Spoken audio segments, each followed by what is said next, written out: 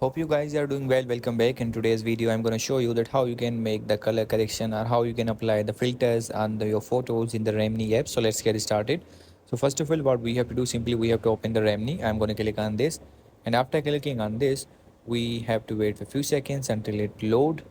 And now simply we have to choose the photo, that which photo you want to enhance. For example, if you want to enhance this one, you can also do that. For example, I'm going to click on this, so let's click on the enhance. It will take few seconds and we have to wait.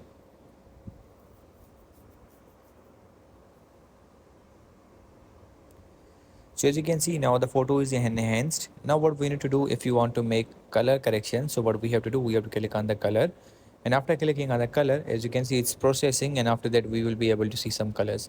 Now you have to choose that which type of colors you want to apply. Like this one is different and this one is different, as you can see. So there are different types of colors are provided here.